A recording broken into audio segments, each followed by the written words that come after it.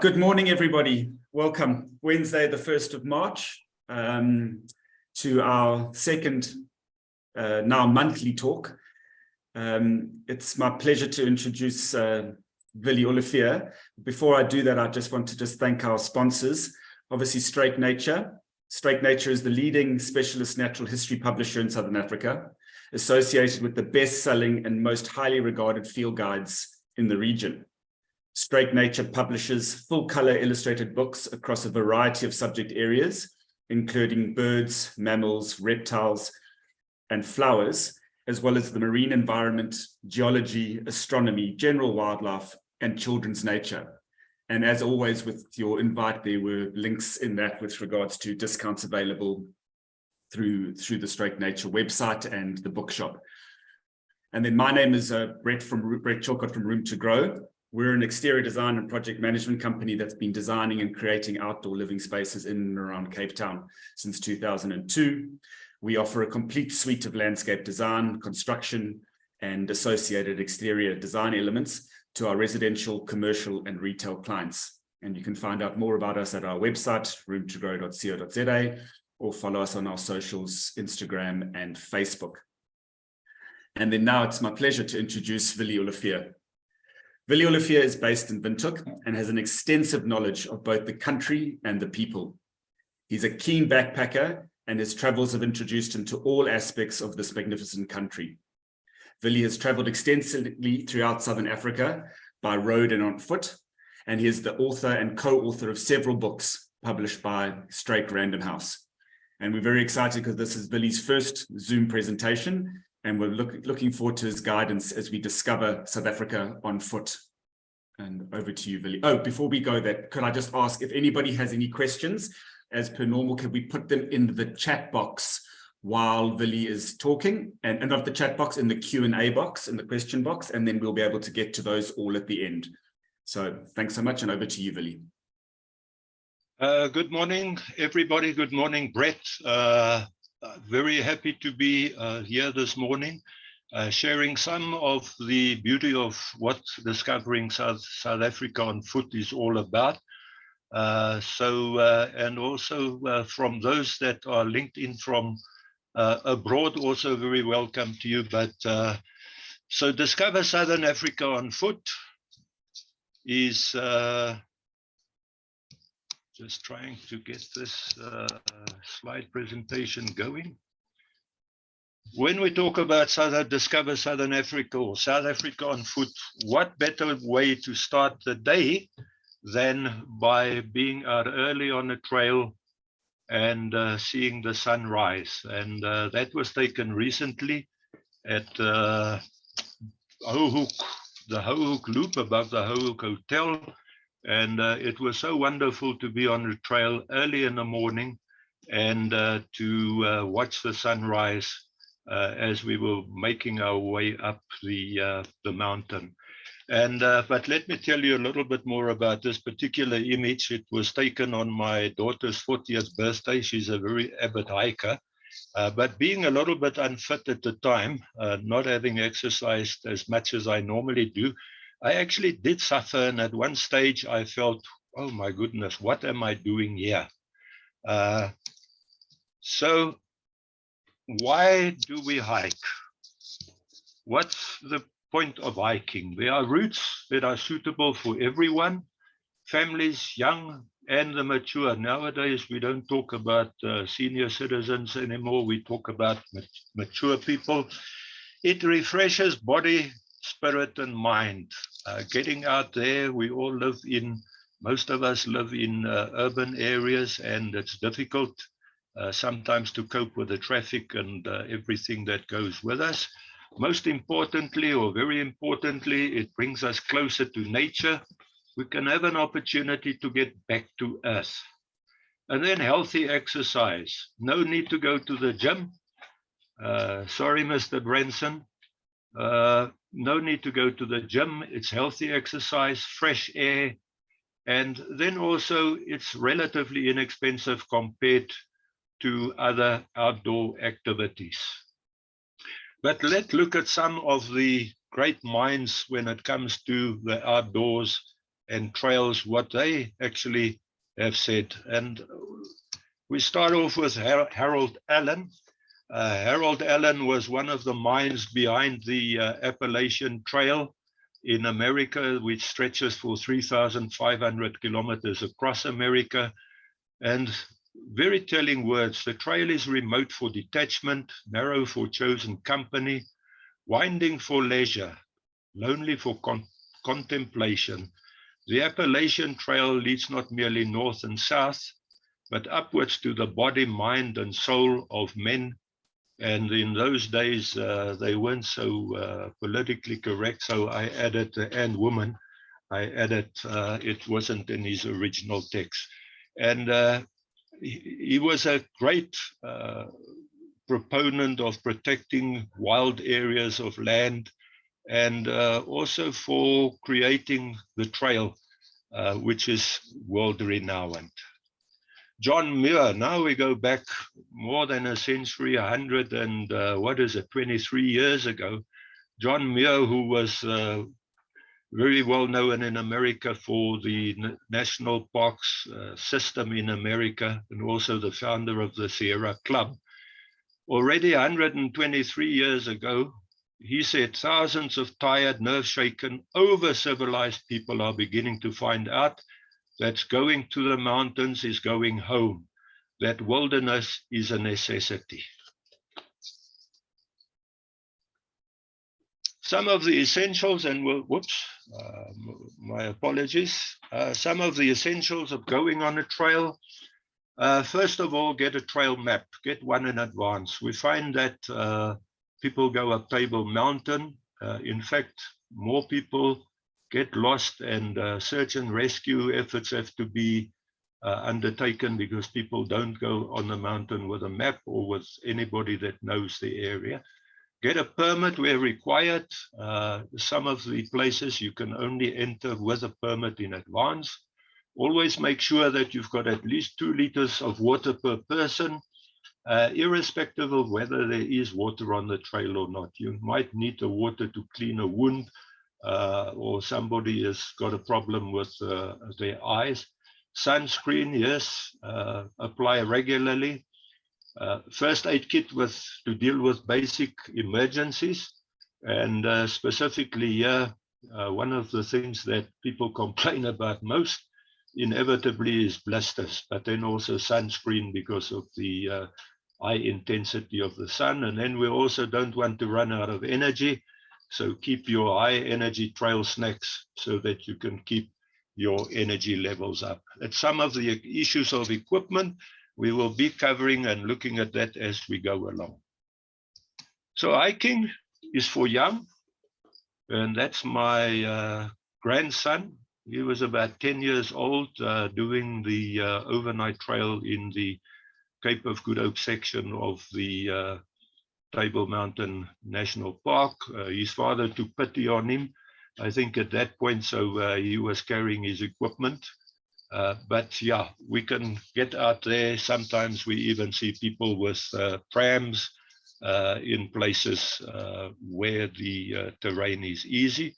But it's not only for the young, it's also for the mature. And this is not in South Africa. That was north of the very popular section of the Fish River Canyon. I'm not going to mention the age of my fellow companion there, but it's for everybody. So it's something that everybody can do, irrespective of your age. So let's look at the different ways or the different options of exploring South Africa on foot. And I have to start with this one because I always feel that I can't say that I've been to Cape Town if I haven't been to Kirstenbosch. So,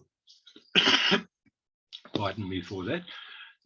Lots of walks in Kirstenbosch, easy walks. And for those of us that's a little bit more inclined to go, Skeleton Gorge running up there, also a very popular route, but easy walking all over the path, very easy pathways that are nicely maintained and easy terrain.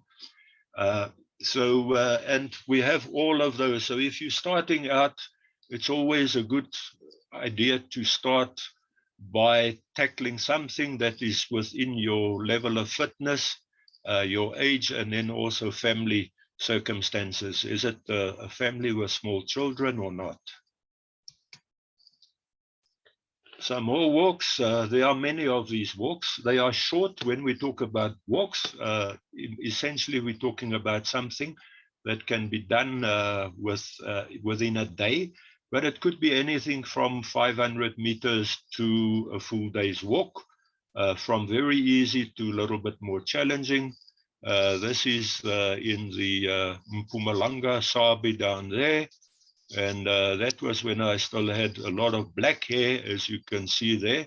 And for a day walk or for a walk, you only basically need a day pack. And then very importantly, comfortable walking shoes, because you don't want to have those terrible blisters. And then we have interpretative walks. And yeah, I automatically, and those are walks where you have signposting along the way, or in some instances, you also get a booklet and you go from marked points. This is the very well-known cliff walk in Hermanus, which is a very popular walk. And again, you can either do the entire walk or you can just do sections of the walk. So, but you don't need anything to carry. A heavy backpack, comfortable walking shoes, your little day pack, and some snacks and some plasters in case you end up having blisters. So now we come to, this is not in South Africa, this is in Namibia, but the concept of slack packing in the last few years, it has really taken hiking, in a way, I could say, by storm. Very popular, because again, all you need to do is see these fellow hikers, they are just carrying a day pack.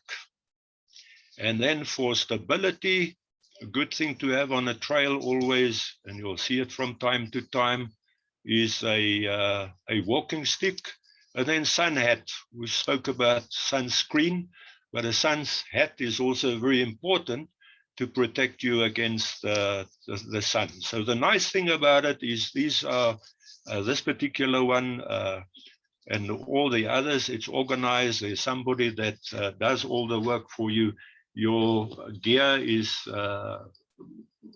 transported, portage from one overnight hut to the other overnight hut. So it takes the weight off your shoulders, and you can be a little bit more relaxed about your hiking and enjoy it more.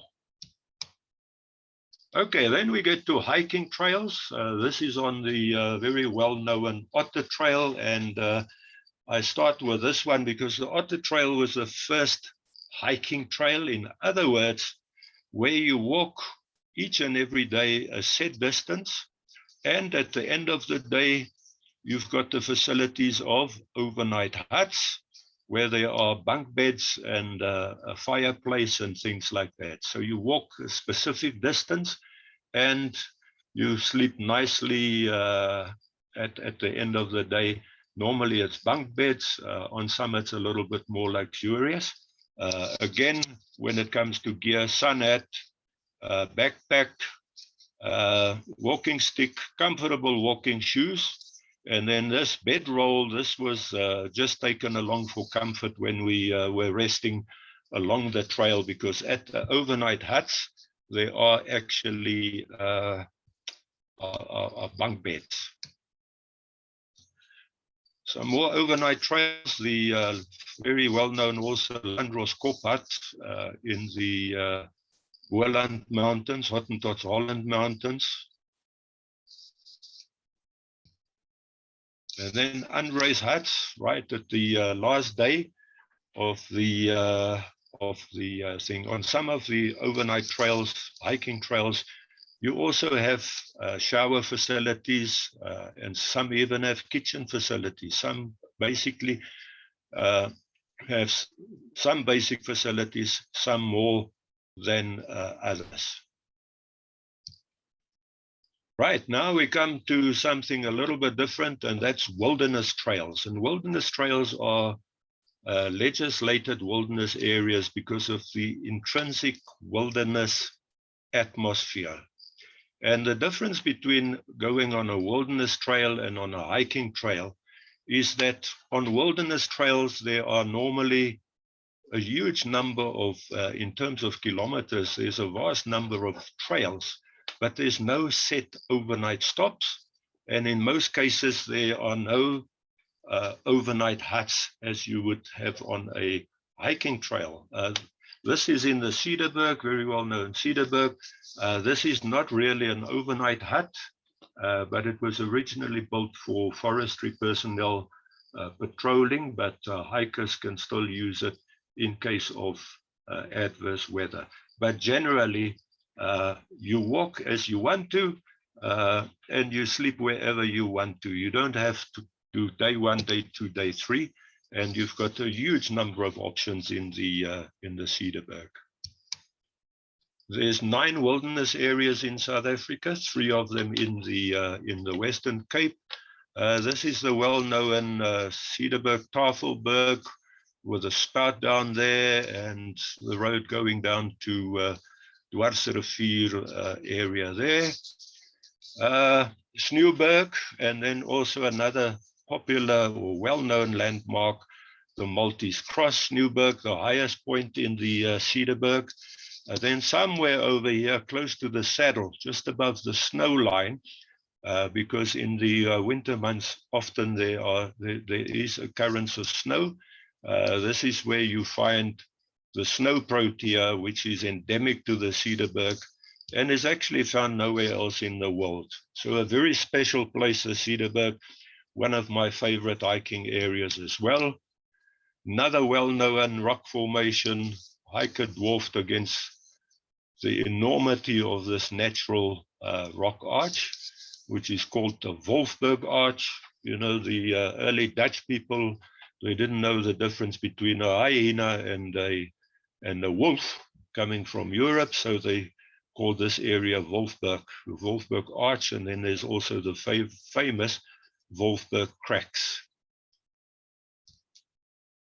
Another well-known and popular wilderness area is near Porterville in the Western Cape, the Groot Windhoek Mountains.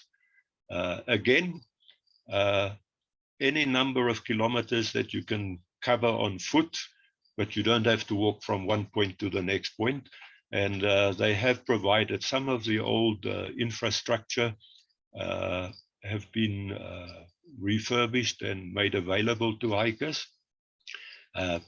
But you can sleep anywhere, and if that's the case, you have to carry a tent along. So, okay, this is the famous, probably one of the largest natural rock pools, swimming pools in the Western Cape. This kloof is called the Hell because of its rugged nature, but then, yeah, well, it is like going into hell when you climb down this very steep slope to get there. But when you get there, you actually say, well, this pool can actually be called heaven because it's such a beautiful pool. You can spend hours and hours cooling down. But yeah, getting down there is not the easiest thing. Again, a walking stick would be advisable. So we've done walks, we've done hiking, overnight hiking, hiking trails, hiking in wilderness trails. So then we have another form of hiking, and that is guided wilderness trails. And you'll see that the ranger here, Natal Parksport Ranger, is got armed with a rifle. And these trails are mainly conducted in Kruger National Park, where there are several in the park from the southern area right up to the north. And then also the very famous one in the Umfolozi section of the Shishlubi-Umfolozi Game Park in KwaZulu-Natal. On some of them, you do day walks. In other words, you just carry a day pack, and on some of them, it's a little bit more demanding. You have to carry a full pack to get the actual experience. Okay, so now when it comes to hiking, walking, we are absolutely spoiled for choice. In the book that I've done, there are over 500 different routes, ranging from 500 meters to several days. This is, you have this enormous choice. Coastal trails that takes you along the coast of South Africa. South Africa's got an incredibly beautiful coastline. And this particular group was on the Whale Trail at the De Wip Nature Reserve, south of Bredasdorp. Some of them were, and the Whale Trail actually offers you an option of also a slack packing option. So some of the tougher hikers of our group decided, no, they don't want to cheat. They are going to carry a full pack. But then the others, the more mature people, only carry day packs. And then at the end of the day, when you get to the overnight hut, voila, there's your kit, everything. Also beach walking. So we've got rugged terrain, we've got endless, beautiful, pristine beaches where the only thing that you actually see is maybe the footprints of other hikers in front of you. And this is a photo taken between Waarneyskrans, also known as Arniston, and De Mont Nature Reserve. Advisable when you do a hike like this particular one to make sure that you do it at low tide, because the walking on the sand, hard sand, is a lot easier than when you've got to struggle in soft sand. The Wild Coast, sorry, this photo is a little bit foggy. It's a little bit on the old side, but the Wild Coast in the Eastern Cape, one of the most exquisite coastal trails in South Africa. This is one of very few waterfalls that drop directly into the sea. And you can see the size of the hikers there against the backdrop of the waterfall. One of the most exquisite coastal hiking areas in South Africa altogether.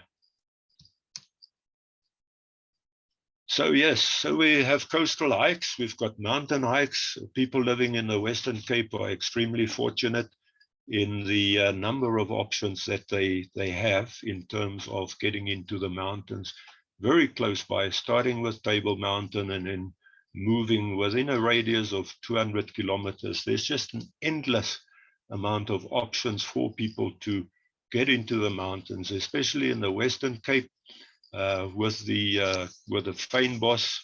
It's absolutely a lovely area, and as I've mentioned, endless options that we can choose from. Then when we talk about mountains, I cannot leave out the famous Drakensberg, probably one of the most iconic photos of the Drakensberg, this very famous amphitheater with Sentinel Peak on the on the pointer, and then Eastern Buttress there, and then somewhere over here, we'll get to that a little bit later, the Tugela Falls. Again, Royal Natal section of the Drakensberg Park, a huge number of trails, varying again in length, that one can explore. Okay, and then also, yes, we know that come winter months, Drakensberg always, or very often covered in snow, and so it's important also to,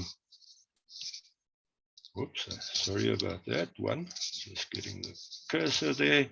Important to have when we go on overnight hikes, important to have a waterproof jacket or something very warm, because temperatures can drop to below zero. But again, the spectacular grandeur of the mountain is something that's actually incredibly special. And then forest trails. We've got in the Southern Cape, or what is it now, between Eastern Cape and Western Cape, the Knysna Forest, very beautiful. And then also in Northern Province or Limpopo Province, Grootbos. This is in the Grootbos. And you can see the lovely mist drifting in and the very lush growth of vegetation. So we said discover South Africa on foot, so let's look at what there is to discover. Flora with 17,000, I think something like 17,000 different species. What is more delightful than when you're on a trail, and it doesn't matter whether it's a walk in Kirstenbosch or what have you, to admire the beauty of some of our very unique flora in some ways or the other. Very well known in the Western Cape, the fynbos, the tolbos, also known, or rather in English, known as the cone bush, with something like 81 species. Some of them are very difficult to identify unless you're really into the Proteaceae family. But nevertheless, if it's next to the trail, you just cannot resist to stop and to admire the beauty of our vast diversity of plant species. Again, this fellow was standing right next to the trail. Yeah, no, I don't know these things, the vernacular names, sometimes there are different vernacular names for the same species. It's called in English everlasting, but for some other reason in Afrikaans it's called 7 jaartjies. So it only lasts for 7 years. So according to the Afrikaans name, it lasts for 7 years, but in English it's everlasting. Right, flora we can discover a lot of animal life. This little bushbuck ewe, you can actually see that it's still actually eating. It's got a leaf in its mouth, was less than 2 meters away from the trail that was on the otter trail. And then one also sees, but they're a little bit more fleet of foot, blue duiker and some other species as well. Also on one of the trails, the old large spotted genet, because they become used to people on the trail and they actually become almost not a bit of a nuisance, but they do attract attention because they're always looking for scraps. Ideally, people shouldn't give them scraps, but they've become accustomed to humans at the overnight huts. And then marine mammals, southern right whales, South Africa, especially the southern Cape Coast or southwestern Cape Coast, Hermanus, De Hoop area, Witstrand area, very well known for its annual migration of the southern right whales, and one trail specifically mentioned and named after the whales is the very famous whale trail. Bird life too, yes. This fellow is a Namibian fellow. It's more only occurs in South Africa in sort of a corner of the Northern Cape.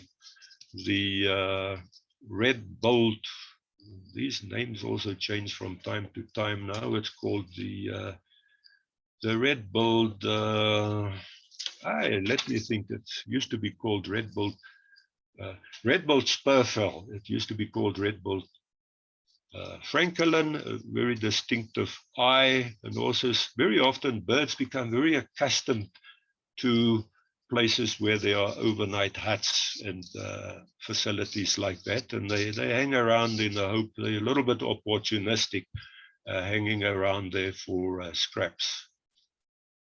The excitement of seeing one of our more endangered species, the African black oyster catcher. Again, one cannot, if one's walking along the coast, one cannot but stop. It has this very distinctive screech. And you can see why it's called oyster catcher. It's in this area where there's mussels, but you can't, even if you are tired, you can't help but stop and say, let me just take this in. Let me just have a look at this beautiful bird. And then, of course, we also get other little hojas or other creatures that we find on the trails, geckos, agamas, lizards. This fellow was very obliging, and sometimes they scuttle away, but he was actually very obliging, or she was actually very obliging, and posed for the photo. Another slightly bigger reptile on one of the trails, the water monitor. But what else do we discover? We discover different cultures. I mentioned the Wild Coast, Eastern Cape Wild Coast earlier. A lot of the trails actually follow existing footpaths through villages, and you encounter people where they are busy with their daily chores, what it might be. This lady was busy fixing a hut very nicely, and so we get exposed to different cultures. We discover different cultures. Also along the Wild Coast, there it's customary for ladies to smoke, and then you also learn about the cultures because the headdress of the Amakosa people, it actually tells you something about the status of the woman, whether it's a young woman, whether it's a married woman, whether it's a teenager. So we learn about different cultures, existing cultures, but also ancient cultures. And this is a particularly interesting elephant painting, rock painting on the Seville Rock Art Trail that's on just off the Pakhuis Pass in the northern part of the Cederberg, a yellow elephant. I've heard of people saying that I saw a pink elephant after imbibing too much the previous evening, but this one is yellow. There's actually quite a few of the yellow one paintings on this Seville Rock Art Trail. A very nice, easy trail with a very nice the diversity of rock paintings. The famous Drakensberg again with 35,000 rock paintings. We are again spoiled for choice. We also discover ancient cultures like the later Stone Age people, and then also the Sand people. And then closer to home, closer to the Western Cape, Klipgat Cave, where there's been a record of inhabitation going back 85 to 60,000 years ago, and then again 2,000 years ago to 1,000 years ago, where Khoisan people exploited the coastal resources, mussels and fish and things like that, to supplement their diet. We also discovered geology. That's another fascinating aspect of South Africa to discover.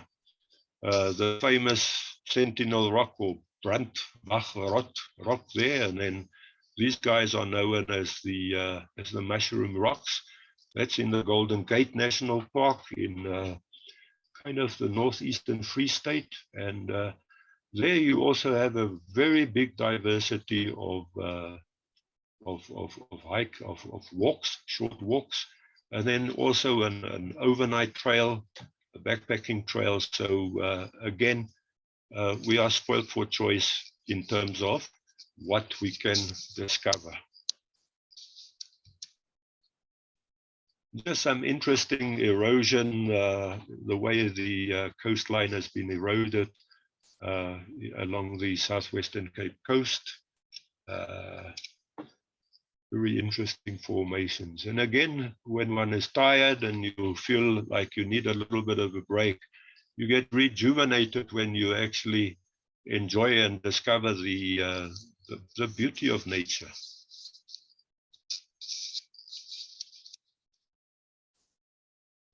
So what joy do we get out of hiking? One can maybe ask that question. First of all, it allows us to enjoy, I think something that we all need is sometimes to get away. It allows us to enjoy solitude. Being alone somewhere, being with one or two people, And then having mentioned that, maybe just to also talk about never, never, ever hike or go on a walk by yourself. It is dangerous, and not just from a point of safety perspective, but also people do get lost. They do get injured. So ideally, and you would have seen on all of these previous slides, there are always a couple of people. The minimum group size is recommended is 3, but ideally 4, especially if you're hiking in an area where there is the occasional incidents of people getting mugged or what have you. But 4 is a good number in case somebody gets injured, in case there's an emergency or something like that. And then the other enjoyment that we get out of it is these absolutely stunning views. And yeah, while you are going up some steep incline that seems to never come to an end, and you're starting to feel tired and you're huffing and puffing and the muscles are pulling, and eventually you get to a viewpoint and you have a stunning view like this, then all of a sudden you feel, wow, it has been worth it. This particular one is on the Panorama Trail, Panorama Circuit in the Stellenbosch, not Stellenbosch area, Jonkershoek Nature Reserve, at a place called, go up a very steep place called Trekkernek, across the Dwarsberg Plateau, which records the highest rainfall in South Africa. And then you have this magnificent view on the other side. It also gives us adventure. This is my daughter. She's a very avid hiker. She gets out just about every weekend on a trail somewhere. But we don't have to do this kind of adventure if it's not in your line. But yeah, sometimes this is going up Simonsberg in the Stellenbosch area. A little bit tricky here and there, but you have to choose a trail according to your fitness, your level of fitness, and things. Now we get to, again, some adventure part of it. On the left-hand side, the Tugela Falls. The earlier slide showed the amphitheater where the Tugela Falls drops down. It has 5 drops. One can't see all of them, even if you try first one, second one, third one, and there's 2 more. Over 900 meters, the actual drop over 5 drops, 900 meters fall. And it's considered to be the highest waterfall in the world. Now, that's been a bit of a contentious issue. How do you measure the highest waterfall in the world? But the highest single drop of the 5 falls, that's something like, I think, 414 meters that there's a sheer drop. But in order to get to this particular point, this is what awaits you. So more adventure awaiting you. These are the famous, or shall I rather say feared and infamous, chain ladders that actually takes you from the contour path up to the top. And yeah, sometimes people get very nervous when they have to ascend the chain ladders. It's a little bit rickety. They have fixed it. At one stage it was a little bit on the dangerous side, but nowadays it's actually been fixed. Then healthy exercise. We spoke about it, fresh air, healthy exercise, and then companionship. Again, you see this is a little day walk. All people are wearing is a little bit of a day pack. Make sure you have enough water. They are in a group in case anything happens. And the other thing about walking in a group is not just from a point of safety. It's also very nice to share your experiences with other members of the party. And you can also find solitude in or encouragement, like on the Hoek Inn when I was suffering a little bit. my daughter and some of the other fellow hikers kept on telling me, we are almost where it gets a little bit easier. Now, I stopped believing them after they said that about 3 times, but eventually it did get a bit easier. But it's also camaraderie, companionship, sharing things. Somebody sees a clip springer that you've missed and points it out. So it also is very nice from a point of sharing experiences, in addition to the safety aspect. And then hiking, yes, we sometimes hear about people, inevitably you hear, especially those that have done the Fish River Canyon, about blisters, sore shoulders, aching limbs, all those things that you would make you think, well, why would you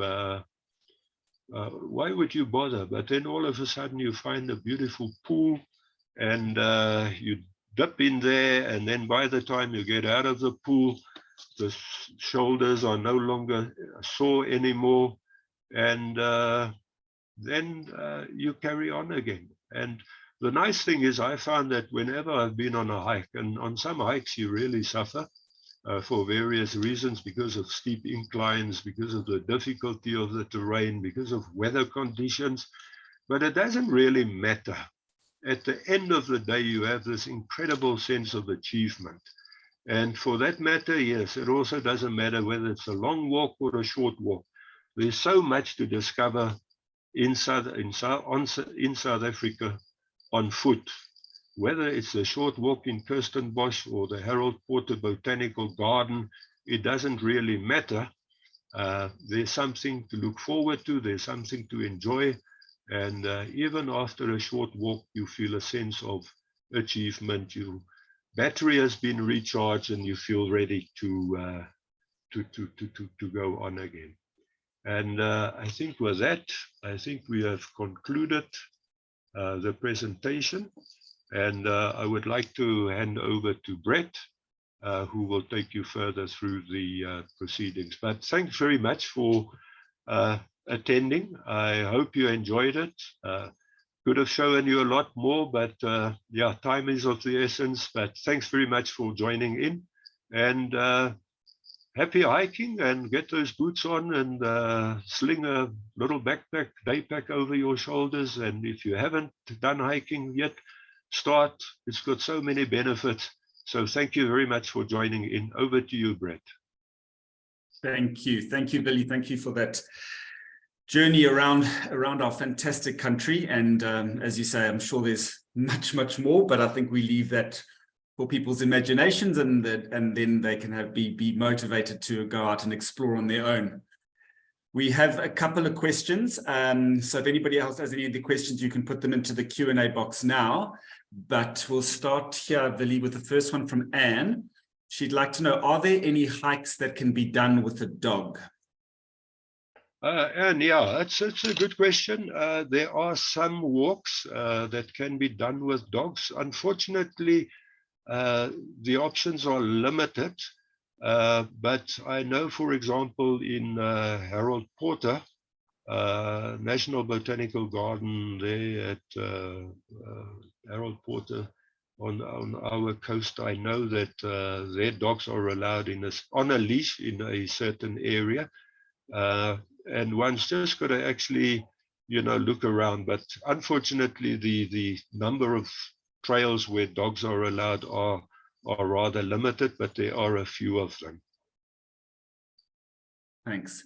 Yeah, and I'm not sure where you are. I know on, for example, Table Mountain, a lot of the day hikes around there are dog friendly, as long as there are sections like behind Kirstenbosch where the dog needs to be on a lead, and respect for the trail of everybody. But there are hikes available with sort of parameters for your dog. And I think for there you need a walking permit. You need to have an activity permit that allows you to walk with your dog. Yeah. Then we've got a question here from Gina.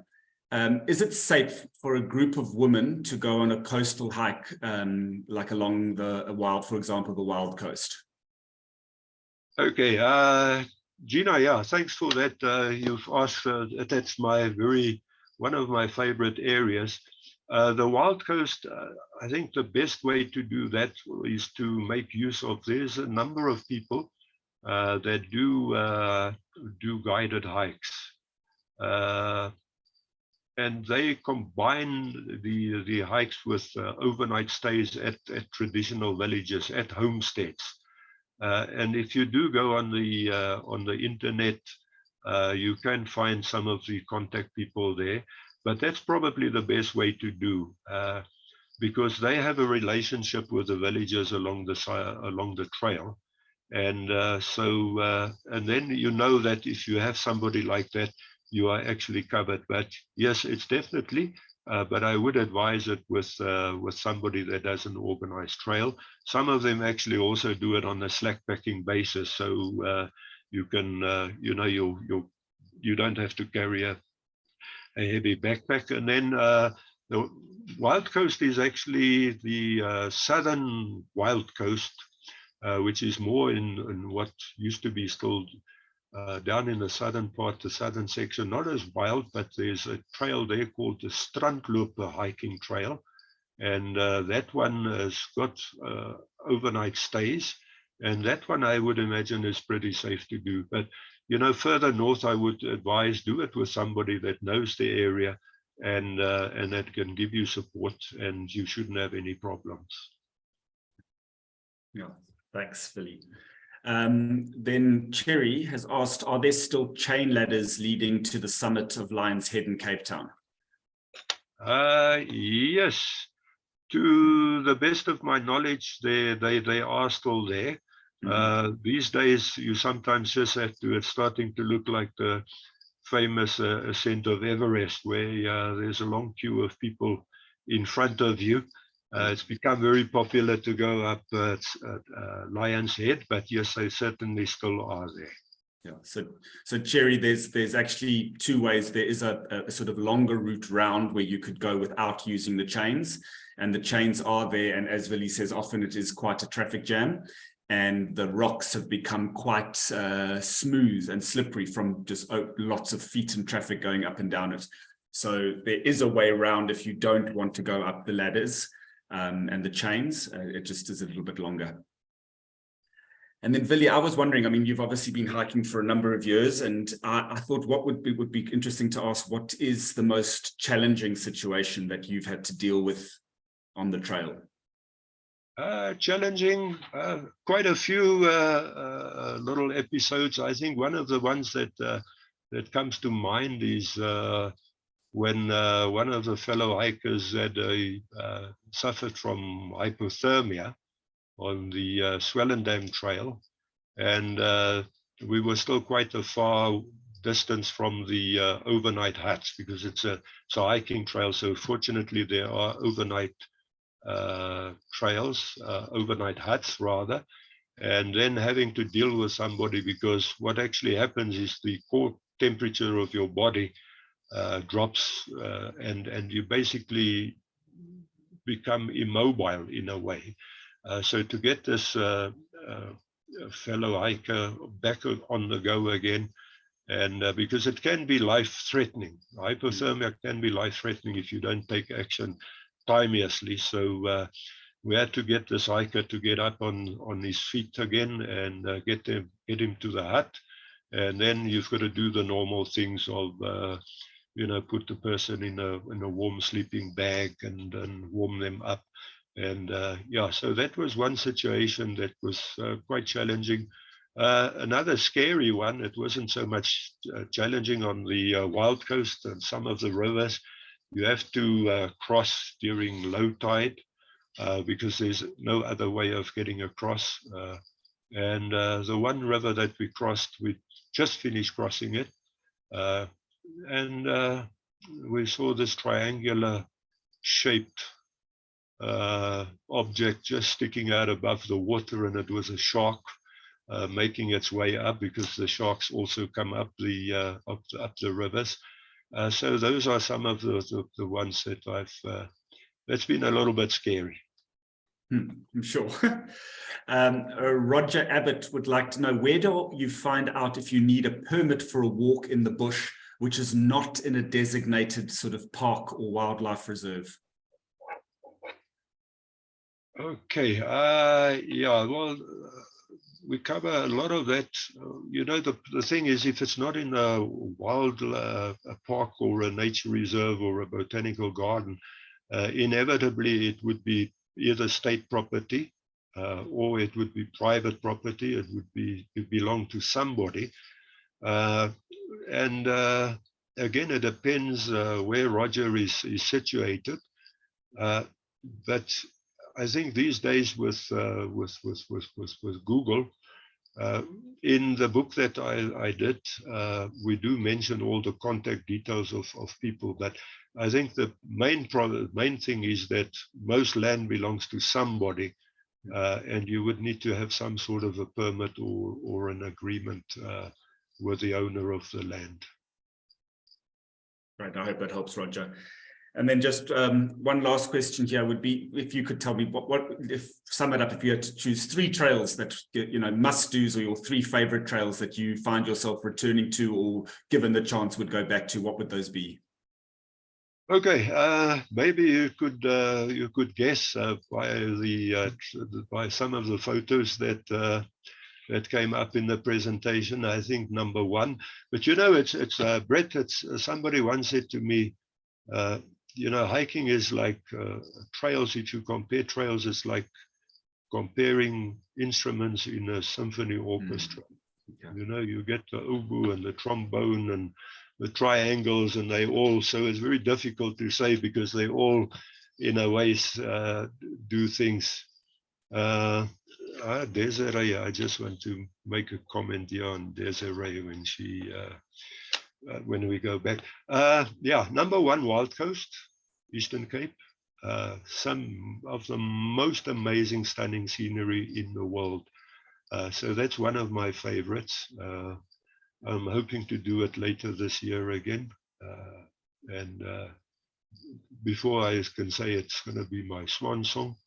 And then the other one that featured quite a bit in the slides would be the Cedarburg. Fantastic, the flora, the famous flora, but then those spectacular rock formations. It's just mind blowing, amazing to see it. And then maybe if I might go a little bit out of South Africa, I'll just nip north of the Orange River. And the other one that's close to my heart is the Fish River Canyon in southern Namibia. It's a tough trail. Most people suffer from blisters, but a beer has never tasted as good as when you get to ice and the blisters are forgotten. And but it really makes you feel small when you almost half a kilometer, you can say almost in the bowels of the earth. So I would say that's my top 3. Maybe just Desiree said one of the top hikes I just saw at the bottom of the screen here is the Volkberg. That is in what is it, east of Tsanin. Also an amazing area, very wild, and it is a proclaimed wilderness area. And it's one of those things, but it's not a walk in the park. Well, Volkberg is not a walk in the park. You've got to be prepared for it. And yeah, so I could add the Volkberg as well now that I saw it coming up the screen. So thanks for that, Desiree. That's amazing. Well, Willie, there's no more questions left in the box. It just leaves me to say thank you once again for sharing your passion and your knowledge and your time with us. We hope to get you back on again at another time. And then for everybody, for our guests, thank you so much for having taken the time to join us. Our next talk again will be the first Wednesday of April, which is Wednesday, the 5th of April. And it's Doug Houston Brown who'll be talking to us about the plants of the Baviaanskloof. So thank you to Belinda and to Kathy behind the scenes. Willie, thank you so much again for your time, and to everybody, enjoy the rest of the day, and we'll see you in a month. Thank you. Okay. Thanks very much, Brett, and to everybody that made it possible to do this. And I hope that the audience enjoyed it and that they learned a little bit somewhere along the line about what to do, how we can go around discovering South Africa on foot, and Yes, and to enjoy it. Thanks so much, and have a lovely day. Get those boots on, don a backpack, and get going. Thank you. Thanks, everybody. Bye-bye.